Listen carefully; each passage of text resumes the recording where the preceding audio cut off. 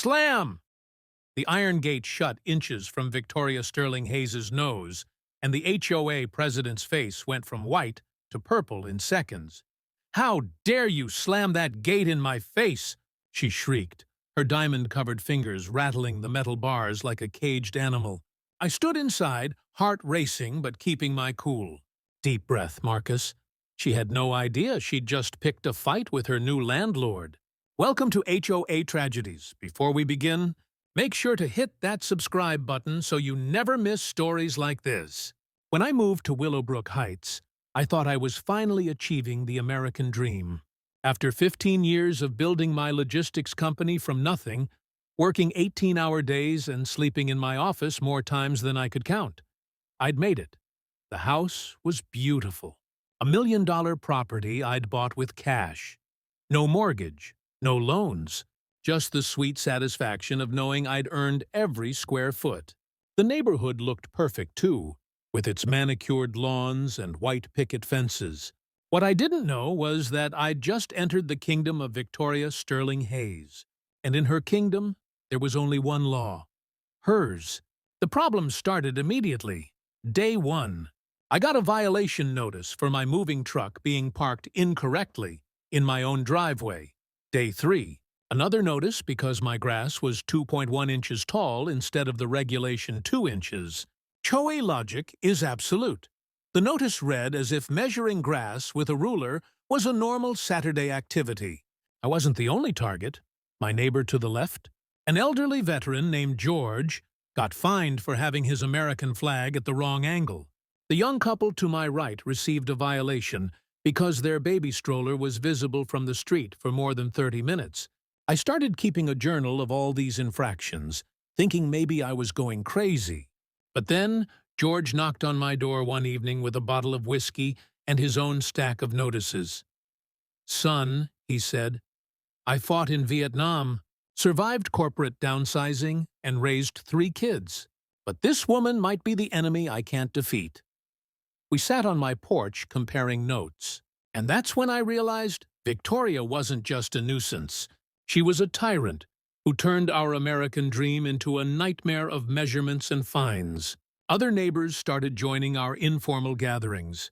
Each with their own horror stories, we called ourselves the Willow Heights refugees, and we laughed about it. But the laughter had an edge of desperation. Week 2 brought a fine for my mailbox being the wrong shade of black.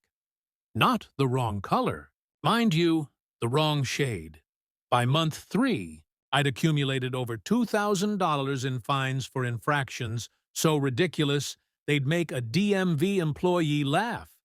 But I kept my cool, paid the fines, and tried to be a good neighbor after all. I dealt with worse in business. This was just another obstacle to overcome, or so I thought. Everything changed that Saturday morning, 7 a.m., sharp.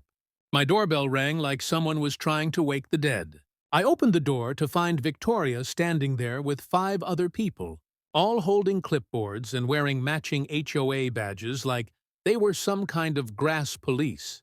Victoria's platinum blonde hair was styled to perfection despite the early hour, and her designer suit probably cost more than most people's cars. "Inspection time," she announced, already trying to push past me into my house, one of the inspection team members. A nervous-looking man in his 40s whispered, "Isn't 7 a.m. on a Saturday a bit much?" Victoria shot him a glare that could freeze hell over, and he immediately shut up. "I'm sorry, but you can't enter my home without my permission," I said politely. Blocking the doorway, Victoria's face twisted into an ugly sneer. "I have reports of illegal business activity being conducted from this residence. As HOA president, I have the authority to investigate. I knew my rights, and I knew she was bluffing." "No, you don't. Not without a court order or my consent, which you're not getting." Her face went from red to purple. "I'll fine you $500 a day until you comply." She shrieked. "That's illegal harassment," I replied calmly. "Please leave my property." That's when she said it. The words that would seal her fate. "People like you don't belong here. This is a respectable neighborhood, not a refuge for whatever trash washed up from wherever you came from. The inspection team looked uncomfortable, shifting their feet and avoiding eye contact. Even they knew she'd crossed the line, but Victoria wasn't done. She tried to push past me, actually putting her hands on my chest to shove me aside. That's when I stepped back and closed the gate. Not slammed, despite what she'd claim later, just firmly closed. The gate swung shut inches from her face, close enough that she probably felt the breeze. The look of shock on her face was priceless, like someone had just told her that her country club membership had been revoked. For a moment, there was complete silence. Then she exploded, "I need police here now! I've been assaulted!" She screamed into her phone, her voice so shrill that dogs 3 blocks away probably started barking. "A violent neighbor just attacked me! Send everyone!" I stood there calmly, sipping the coffee I'd brought to the door. Watching her performance, the inspection team was already backing away, clearly wanting no part of whatever was about to happen. One woman muttered something about this being why she never volunteered for these things. Victoria continued her theatrical display, claiming I'd tried to crush her with a gate and that she was in fear for her life. 20 minutes later, 2 police cars rolled up, and I couldn't help but notice how the lead officer, Officer David Thompson, looked exhausted before he even got out of the car. This was going to be interesting. Officer Thompson approached with the weary expression of a man who dealt with Victoria Sterling Hayes one too many times. Behind him, a younger officer looked confused, probably wondering why they needed 2 cars for a gate dispute. "Ma'am, what seems to be the problem?" Thompson asked. Though his tone suggested he already knew this was going to be ridiculous, Victoria immediately launched into a performance worthy of a daytime soap opera. "He slammed the gate in my face. I could have been injured. I could have been killed. This violent man attacked me for no reason." She gestured wildly at me, her diamond rings catching the morning sunlight like tiny disco balls. I remained calm, taking another sip of my coffee.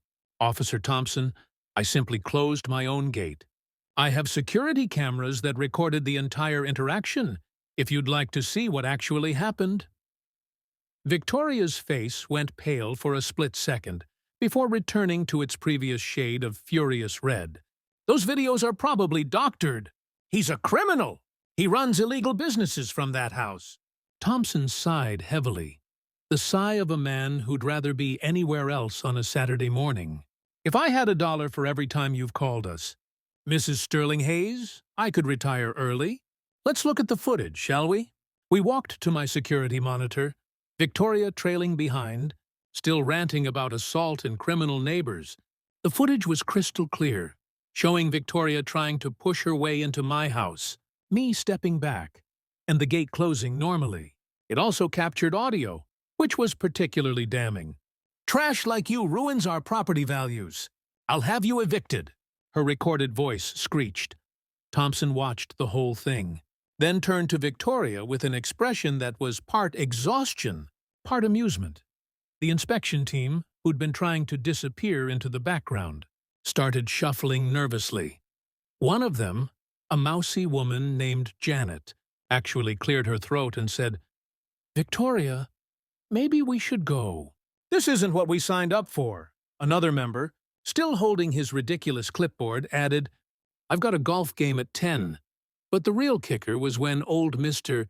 Peterson, who'd been on the HOA board for 20 years, looked directly at me and mouthed, "I'm sorry." The whole scene was being filmed by at least 6 different neighbors. I could see phones pointed at us from windows, driveways, even from behind bushes. Victoria's empire was crumbling in real time, broadcast live to the neighborhood group chat. She must have noticed too, because her face went from red to white as she realized this wasn't going to end well for her. "Ma'am, closing one's own gate is not assault," Thompson said. "What I see here is you attempting to force entry into his home and making what could be construed as discriminatory statements." Victoria lost it completely. "Arrest him. I'm the HOA president. My husband built your police station." Thompson's eyebrows raised slightly. "Ma'am, Your husband's been dead for 5 years? And he built a community center, not the police station. Also, being HOA president doesn't give you the right to trespass or make discriminatory comments. I noticed Victoria's hands trembling slightly at the mention of her husband, a crack in her armor that she quickly tried to hide. But the damage was done.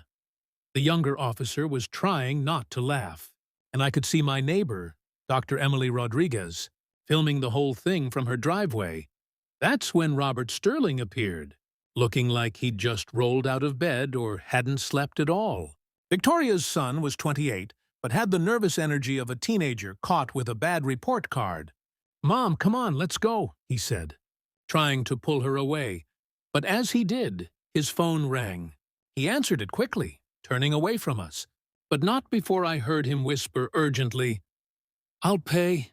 I swear. Just don't." The voice on the other end was loud enough for those nearby to hear, with a distinctive Russian accent. 2 weeks, or we visit your mother." Emily, who was still filming, moved closer and muttered, "That sounded like Boris from the deli, but way scarier."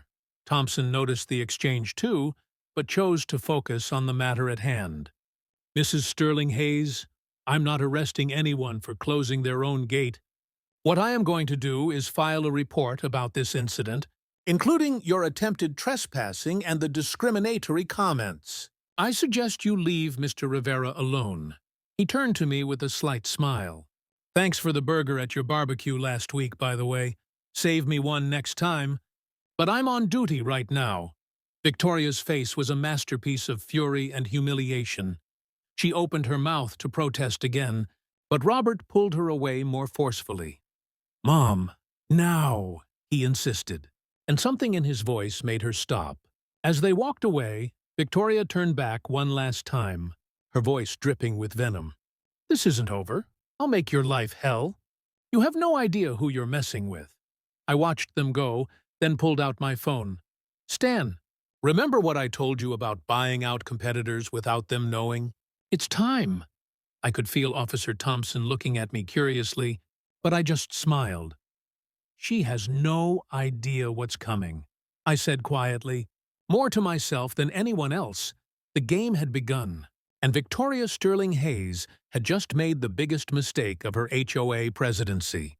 She'd turned a neighbor into an enemy, and worse for her, she'd turned a successful businessman into a motivated opponent. The thing about business is that the best moves are the ones your opponent never sees coming. I'd learned that lesson the hard way. Building my logistics company from a one-man operation to a multi-million-dollar enterprise, I once bought out a competitor's entire infrastructure without them knowing until it was too late. I'd told Stan Morrison, my private investigator, years ago now, it was time to apply that same strategy to my HOA problem. Stan was a former Marine who transitioned into private investigation, and he had a particular hatred for HOA overreach after his own battles with them. When I called him that morning, his response was immediate. "Oh, Victoria Sterling Hayes? That woman? This one's on the house?" That evening, Emily Rodriguez knocked on my door, holding a thick folder. "I thought you might want to see these," she said, her usually cheerful face serious. "I've been documenting everything for the past year." As she spread the papers on my kitchen table, she told me her story. "Last year, I had a miscarriage. It was devastating for a few weeks. I couldn't bring myself to do anything, including maintain my front yard. A few plants died." Her voice cracked slightly. "Victoria fined me $300 for destroying neighborhood aesthetics while I was grieving my baby. That's when I started recording everything. That's when I started the group," Emily continued, her voice stronger now. "First, it was just me and Mrs. Patterson, then the Washingtons joined, then George. We'd meet at the coffee shop outside the neighborhood, away from Victoria's eyes. We called it the Underground Railroad of Willow Heights, and we weren't entirely joking. We documented everything, shared strategies for dealing with her harassment, and supported each other through the worst of it. Did you know she once fined the Andersons $500 because their daughter's chalk drawings on their own driveway were garish? Their daughter has autism, And those drawings were her therapy. That's the kind of monster we're dealing with. Marcus. The folder contained copies of meeting minutes, illegal fines, discriminatory comments, and a pattern of harassment that would make any lawyer salivate. She's been doing this for years, Emily said. You're just her latest target. 2 days later, Stan called with his initial findings, and even I was shocked. You won't believe this, he said, excitement clear in his voice. Victoria Sterling Hayes is renting. She doesn't own that mansion she lives in. He paused for dramatic effect. And get this, her son Robert owes money to some very bad people. We're talking Russian mob, crypto gambling debts, the whole 9 yards. The pieces were starting to come together. Victoria's desperate need for control, her constant fines and fees.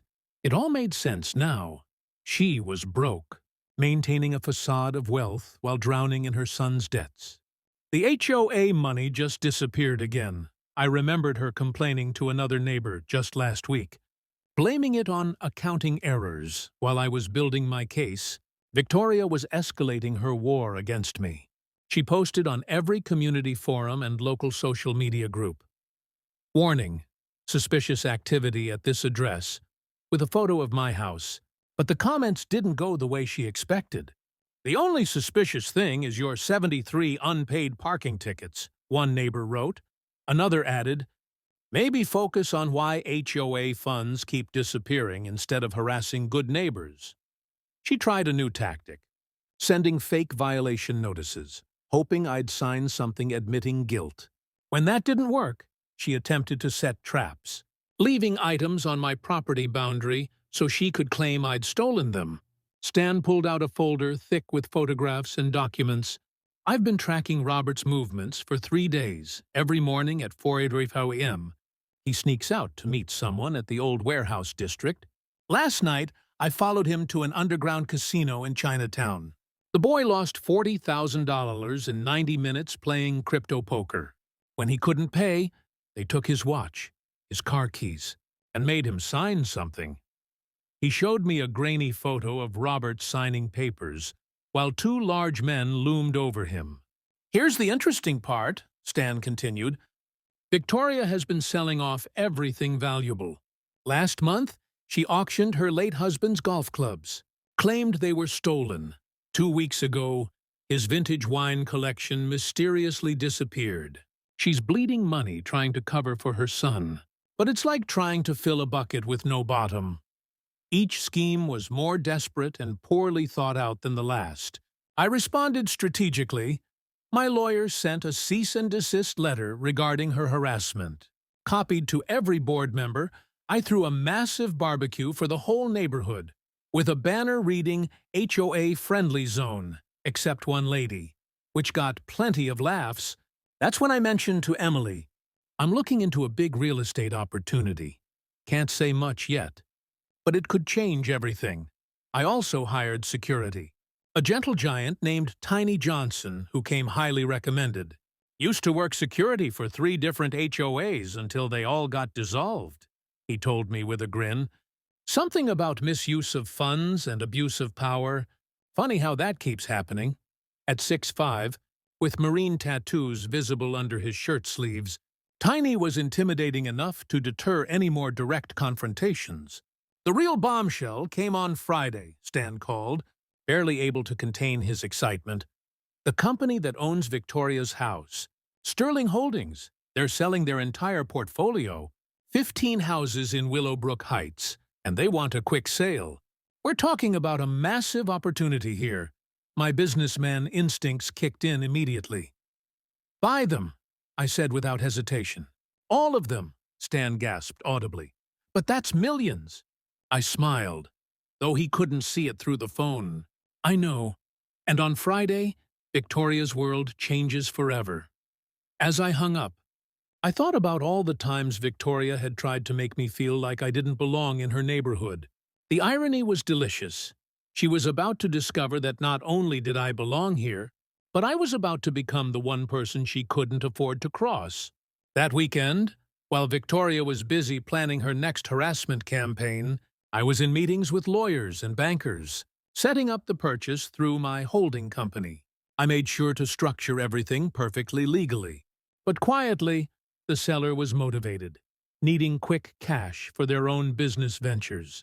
And my ability to pay cash made me the ideal buyer. By Friday afternoon, I owned 15 houses in Willowbrook Heights, including the one Victoria rented. She was about to find out that when you play games with someone who built their fortune from nothing, you better make sure you actually own the board you're playing on. 2 weeks of secret meetings, signing papers, and wire transfers felt like 2 years. Every time I saw Victoria strutting around the neighborhood like she owned the place, I had to suppress a smile. The irony was killing me in the best way possible. Finally, on a sunny Friday afternoon, I got the call that changed everything. "Congratulations, Mr. Rivera," my lawyer said. "You now own the entire Sterling Holdings portfolio, 15 properties in Willowbrook Heights, including 2447 Willow Lane." That was Victoria's address. I hung up the phone and poured myself a glass of wine, something I rarely did during the day. But this moment deserved celebration. I called Emily over. "Monday's going to be fireworks," I told her, and her eyes lit up with anticipation. Meanwhile, Victoria was spiraling into increasingly desperate behavior. In 1 week alone, she sent 47 violation notices to my house. 47. They ranged from grass blade angle inconsistency to mailbox emanating suspicious aura. I'm not making this up. She actually wrote that my mailbox had a suspicious aura. Her Facebook live streams had become legendary in the neighborhood, but not in the way she intended. "This criminal is ruining our neighborhood values," she screeched at her phone camera one evening. But the comments were brutal. "Ma'am, you need therapy," wrote one viewer. "The only criminal here is whoever did your hair," added another. "Victoria, please stop. This is embarrassing," pleaded someone who was apparently her cousin. Her live stream disasters became legendary. In one memorable broadcast, Victoria tried to show evidence of my criminal activity, which turned out to be me carrying groceries into my house. "See how he's concealing those bags? Probably drugs." She shrieked at her phone. A bag split open, revealing dangerous contraband like bread and organic bananas. Another time, she live-streamed herself measuring my grass with a ruler during a thunderstorm. Lightning struck nearby, and she ran screaming back to her house, leaving her phone streaming video of the rain for 45 minutes. The comments were brutal. "This is better than reality TV. Someone get this woman a Netflix special," added another. The local news even did a segment called "When HOA Presidents Go Too Far," featuring Victoria's greatest hits. Things took a darker turn when Robert's problems became more visible. He showed up at the house one evening with a black eye, telling his mother he'd had a bicycle accident. Victoria's reaction was telling. She didn't question the obvious lie, just looked at a family photo on the mantel and muttered, "Everything I do is for you." Another $50,000 disappeared from the HOA account that week, which Victoria announced at an emergency board meeting was due to a software glitch in the new accounting system. The board members exchanged knowing looks but said nothing. They were all afraid of her, or at least they had been. That was about to change. The neighborhood was starting to turn against Victoria in subtle but noticeable ways. People began putting up signs in their yards. "Pilgrim's property. By order of new owner." Even though they owned their homes, it was a show of solidarity that must have driven Victoria crazy. Emily organized informal gatherings where neighbors discussed the future of the HOA and potential leadership changes. Someone even suggested, loud enough for Victoria to hear from her yard, "Maybe it's time for a new president. Someone who doesn't measure grass with a ruler." Tiny, my security guard, had become something of a local celebrity. He wore a shirt that said, "Security asked me about my HOA stories," and would regale anyone who asked with tales of power-hungry board members he'd seen fall from grace. The rebellion grew bolder. Mrs. Patterson started a Victoria bingo game, where neighbors would mark off squares every time Victoria did something ridiculous. Mentions her dead husband's connections was the free space because it happened so often. Calls the police for nothing was another popular square. George, the veteran, raised a flag that said Free Willow Heights under the American flag. When Victoria tried to fine him, he cited 17 different federal statutes protecting his right to fly it. The young couple with the baby started leaving their stroller visible 24/7, accumulating fines they had no intention of paying. Even quiet Mr. Kim, who'd never said a word in 5 years, put up a sign in his yard. Grass height 2.1 inches? Deal with it. Let me tell you about HOA President number 2, Tiny would say to anyone who'd listen. Thought she was untouchable until the FBI showed up. Turns out she'd been embezzling for years. Buying herself jewelry with money meant for road repairs. Last I heard, she's making license plates in federal prison. Orange is definitely not her color. The neighbors would laugh nervously. Glancing toward Victoria's house, the message was clear. No HOA president was above the law, and karma had a way of catching up. My strategic moves intensified as Monday approached. I sent Victoria flowers with a card that read, 3 days until you meet your new landlord. Enjoy your weekend. The delivery guy later told me she'd thrown the vase against her door and screamed for 10 minutes. Emily leaked a compilation video titled Watch Victoria Break Her Own Rules, showing the HOA president parking in handicapped spots, letting her dog poop on neighbors' lawns without cleaning it up, and violating at least a dozen of her own ridiculous regulations. The video went viral in local community groups. By Sunday night, neighbors were actively avoiding Victoria at the grocery store, turning down different aisles when they saw her coming. Monday morning arrived like Christmas, at exactly 9 p.m. Victoria opened her mail to find the rent increase notice. Her scream echoed through the neighborhood. $8,000! Several neighbors later told me they heard it from inside their houses with the windows closed. She immediately called the property management company, and I could hear her yelling from my backyard, I demand to meet this MRX Holdings owner now. This is illegal! This is discrimination. This is elder abuse. The property manager, who I'd briefed on the situation, remained professionally calm. Ma'am, you're 52, not 80. The owner is happy to meet with you. He's expecting you, actually, Thursday, 2 p.m. I watched from my window as Victoria slammed her phone down so hard her patio table cracked. I'll destroy whoever this is, she screamed to no one in particular. They have no idea who they're messing with. My lawyers will eat them alive. She stomped back into her house, and I raised my wine glass in a mock toast. The best part was that she still had no idea it was me. All her focus was on fighting this mysterious new landlord who dared to raise her rent. She spent the next 3 days calling every lawyer in town, posting increasingly unhinged rants on social media, and trying to rally the neighborhood to her cause. But the neighborhood had had enough. Her reign of terror was about to end, and Thursday couldn't come fast enough. As I watched her pace her driveway like a caged animal, muttering about lawsuits and connections, I couldn't help but think about that morning she'd told me I didn't belong here.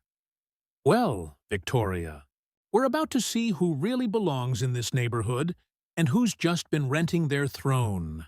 Victoria's descent into desperation was both pathetic and oddly satisfying to watch. By Tuesday, she'd Googled cheap lawyer near me so many times that ads for legal services were probably following her around the internet. I saw her at the bank, trying to maintain her usual air of superiority, while her hand shook signing a check for her new attorney. The teller, who lived 3 streets over, later told Emily that Victoria's credit card was declined twice before she finally wrote a check. Her Facebook posts about discrimination and elder abuse were getting fact-checked in real time by neighbors who'd had enough. Victoria, you're 52, not a senior citizen. One comment read, also, market rate rent isn't discrimination. It's capitalism. The neighborhood's response to her meltdown was swift and brutal. Someone filmed her latest tantrum in the parking lot of the community center and posted it with the caption, HOA Karen loses it. Part 47. It got 10,000 views in 2 hours. Local news picked it up, but not in the way Victoria hoped. Instead of a sob story about a poor widow being victimized, they ran a segment on HOA overreach and how to fight back, featuring interviews with neighbors detailing Victoria's years of harassment. She tried to do damage control with another live stream, but forgot to turn off comments. The result was a real-time roasting that would have made a comedian cry. By Wednesday, the Russians had stepped up their pressure on Robert. I was checking my mail when I saw 2 large men in tracksuits standing at Victoria's door. Robert answered. And even from across the street, I could see him shaking. That's when something unexpected happened. I felt angry. Not at Robert or even Victoria, but at these thugs threatening people in my neighborhood. My hands clenched into fists, and I took a step toward them before Tiny grabbed my shoulder. "Boss, let karma handle this," he said quietly. "Getting involved with the Russian mob ain't smart business." He was right. Of course, I took a deep breath, unclenched my fists, and stepped back. "No," I told myself, "don't be like them. Be smarter." My strategic moves were reaching their climax. I sent another flower arrangement, this time with a card reading, "Countdown, 1 day, your new landlord is excited to meet you." Emily had compiled her year of evidence into a presentation that would make any prosecutor weep with joy. She showed me a preview, videos of Victoria's racist rants, illegal fines, admitting on camera to targeting specific neighbors, and even discussing how to force people out of the neighborhood. She actually said on recording that she wanted to purify Willowbrook Heights, Emily said, shaking her head. "I can't wait to see her face when she realizes we have all this." Thursday morning, Victoria put on her most expensive remaining outfit, a designer suit that probably cost more than most people's monthly salary. She'd had her hair done, her nails manicured, and looked every inch the powerful HOA president she believed herself to be. In her car, Victoria frantically dialed number after number. "Hello, Judge Morrison? It's Victoria Sterling Hayes. I need—" "Hello? Hello?" But the judge had hung up. She tried the mayor's office, but his secretary said he was in meetings all day. Even her hairdresser, who'd listened to her rants for years, suddenly had no appointments available. She sat in her driveway, practicing threats in the rearview mirror. "I'll destroy you," she hissed at her reflection. But her voice cracked. Her hands wouldn't stop shaking, and she had to reapply her lipstick 3 times. The armor was cracking, and she knew it. She'd parked her Mercedes at a neighbor's house and was driving Robert's beat-up Toyota, hoping no one would notice. The neighbors noticed. They noticed everything. As she drove away to her meeting with Destiny, several people came out to their yards to watch, like they were seeing off a ship they knew was sailing toward an iceberg. At 1:30, Victoria arrived at the property management office 30 minutes early. The secretary later told me she spent the entire time pacing the waiting room, muttering about lawsuits and connections. She kept saying her husband knew people, the secretary said. I didn't have the heart to tell her that everyone her husband knew retired years ago. When 2 Salters arrived, Victoria straightened her jacket, put on her war face, and marched toward the office door like a general heading into battle. The secretary stammered, "The owner will see you now," and I could hear the nervousness in her voice. Even from inside the office, Victoria threw open the door with such force it banged against the wall. "I demand to speak to whoever's in charge of this criminal enterprise." She shouted before even looking to see who was in the room. Then her eyes focused on me, sitting behind the desk in my best suit, hands folded calmly on the mahogany surface. The color drained from her face so fast I thought she might faint. Her mouth opened and closed like a fish out of water. "No," she whispered, then louder, "No. This is impossible, you." The look of complete shock, the dawning realization that she'd been played, the understanding that the trash she'd tried to drive out now held her housing fate in his hands. It was better than I'd imagined. For a long moment, We just stared at each other, and I let the silence stretch out, savoring it. "Hello, Victoria," I said calmly, gesturing to the chair across from my desk. "Please have a seat. We need to discuss your lease." She stumbled forward like a zombie, collapsing into the chair while still staring at me in absolute horror. "This is impossible!" she finally shrieked, her carefully styled hair already starting to come undone. "This is illegal.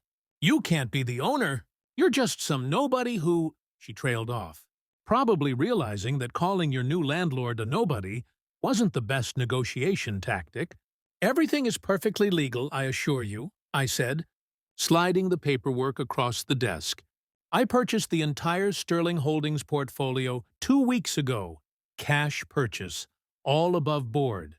Your rent is now $8,000 a month, due on the 1st. Oh, and an interesting fact, I also own the homes of 5 of your HOA board members. Funny how things work out, isn't it?" Victoria's face went from pale to red to purple in the span of seconds. She started hyperventilating, gasping for air like she'd just run a marathon. "I'll sue!" she screamed. "The mayor owes me! The governor knows my name. My husband built half this town." "Your husband built a community center," I corrected gently. "A very nice one. Dedicated to bringing people together. Ironic, considering how you've used your position to tear the community apart. But we're not here to talk about your husband. We're here to talk about your son stealing from the HOA. That stopped her cold." "What are you talking about?" she whispered, but her eyes gave her away. She knew, of course, she knew.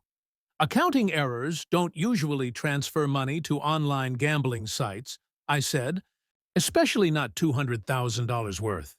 The door burst open, and Robert stumbled in, looking worse than ever.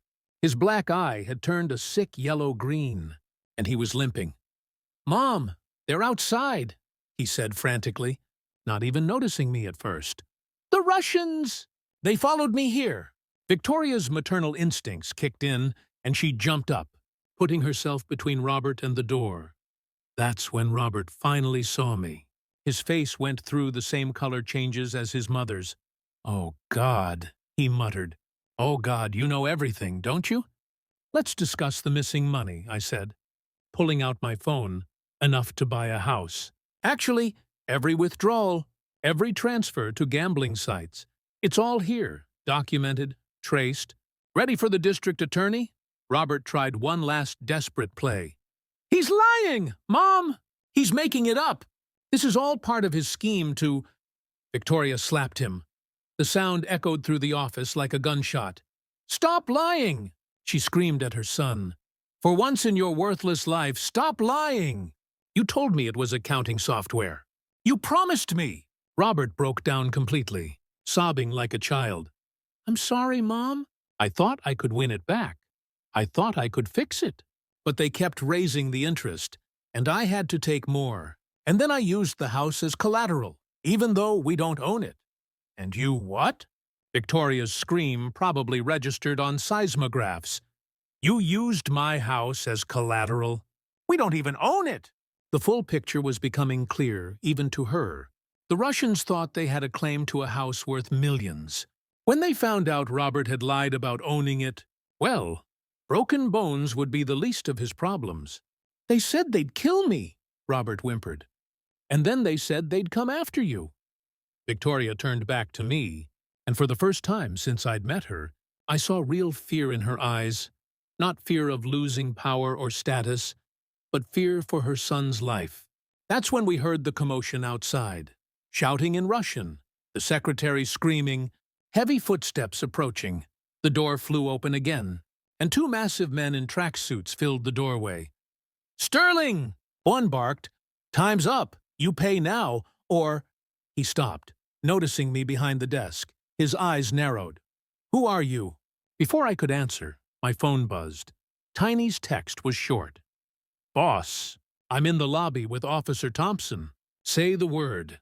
I stood up slowly, straightening my tie. "Gentlemen, I think there's been a misunderstanding about some collateral." The Russians looked confused, then angry. "No misunderstanding. Boy owes $300,000, used house as collateral. We take house. The bigger Russian cracked his knuckles meaningfully. You know what we do to liars in Moscow? We start with fingers, one for each lie. Your boy told many lies, Robert whimpered, and Victoria actually stepped forward. All 5'4" of her facing down men, twice her size. You'll have to go through me, she said, and for the first time, I saw the mother underneath the monster. It was almost admirable, almost. Part of me wanted to let them have Robert, to let Victoria feel what it was like to be powerless. But then I remembered my mother, working 3 jobs, crying over bills, and I knew I couldn't let another mother suffer for her son's mistakes, no matter how much I despised her. I smiled coldly. Interesting, because I own that house, and I certainly didn't authorize any liens against it. In fact, using property you don't own as collateral is fraud. Federal fraud. The lead Russian's face darkened. You think you scare us? We are… Bang! Something hit the window hard, creating a spiderweb of cracks. Everyone jumped, and Victoria actually screamed. Robert tried to hide behind his mother, who was trying to hide behind her purse. The Russians looked momentarily confused, which was when I played my ace. Tiny, I said calmly into my phone. Please ask Officer Thompson to come up. We have some fraud to report. The Russians exchanged glances. Police meant questions. Questions meant attention. Attention was bad for business. This isn't over, the lead one growled, but they were already backing toward the door. As they left, he pointed at Robert. You can't hide forever, little man. After they left, Victoria collapsed back into the chair, sobbing for real now. No pretense, no drama. Just a broken woman who'd watched her carefully constructed world crumble in minutes. Don't hurt my baby, she whispered, looking up at me with mascara streaming down her face. Please, he's all I have left. I'll do anything. I'll resign from the HOA. I'll apologize to everyone. I'll leave town. Just please don't let them hurt my baby. Robert was crying too, the tough guy act completely gone. Mom? There's something else, he said quietly. Something worse. Victoria's face went white. What did you do? She whispered. Robert looked at the floor. The Russians, they're not just after the gambling money.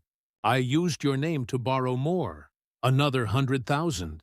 I forged your signature. The sound that came out of Victoria's throat wasn't quite human. It was the sound of someone discovering that rock bottom has a basement.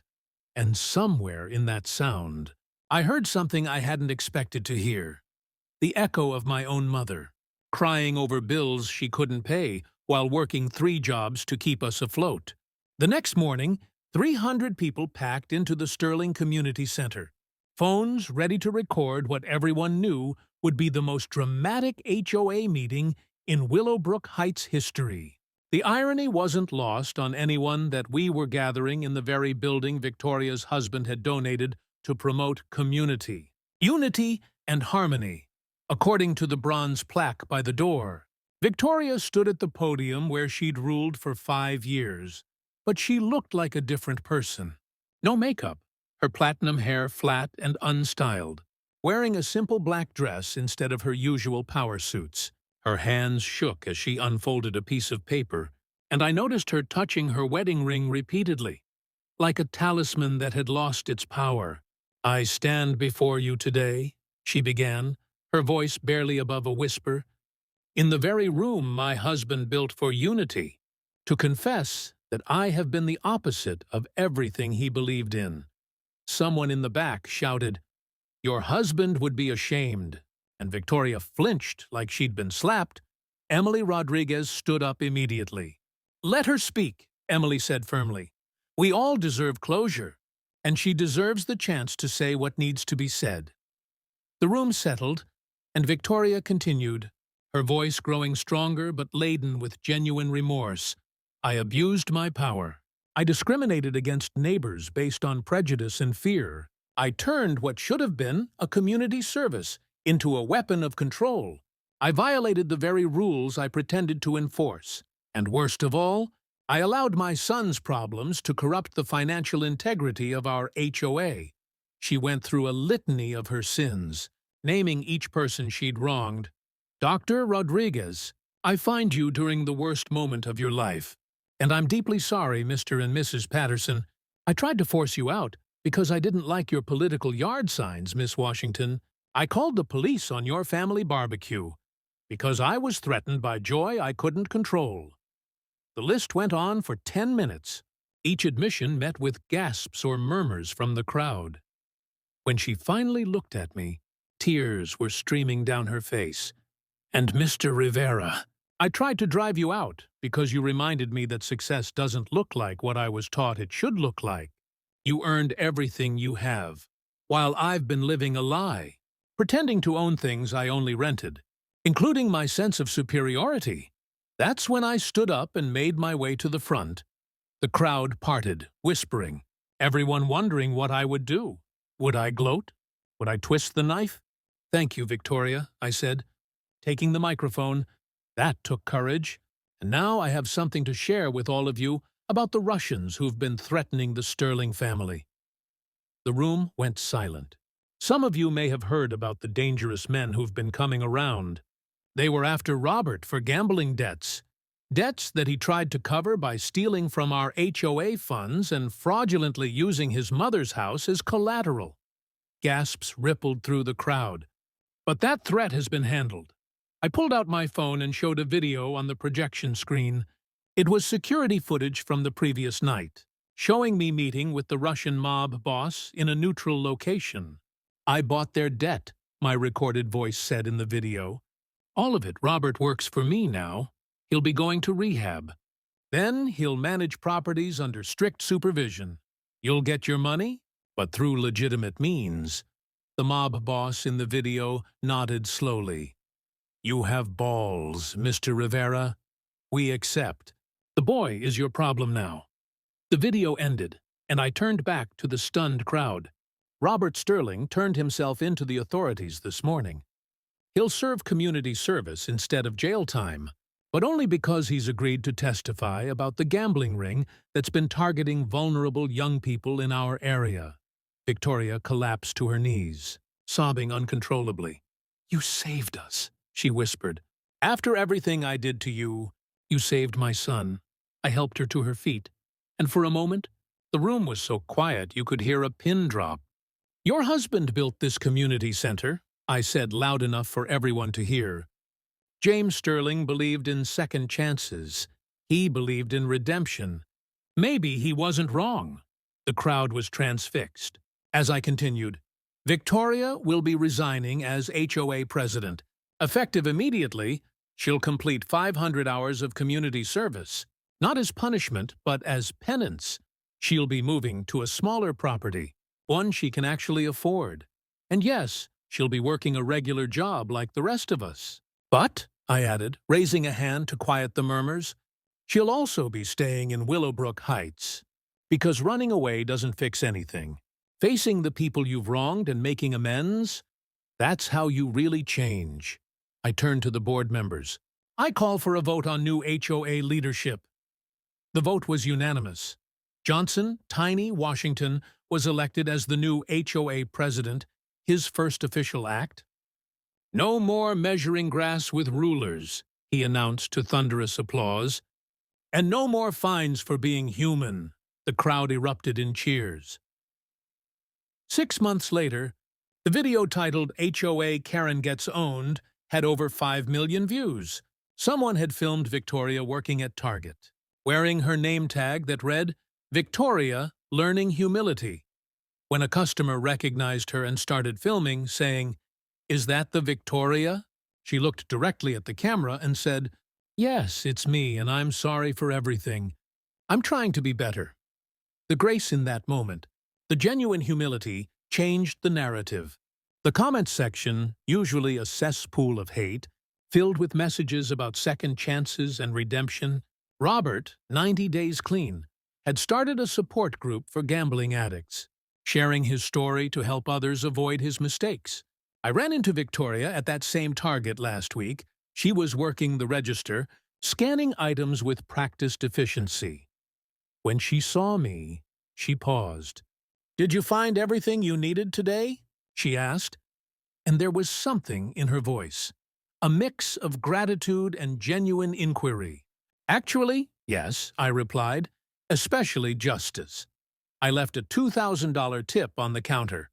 "For Robert's continued treatment," I said. Her eyes filled with tears. "Why?" she asked. "After everything I did, why show mercy?"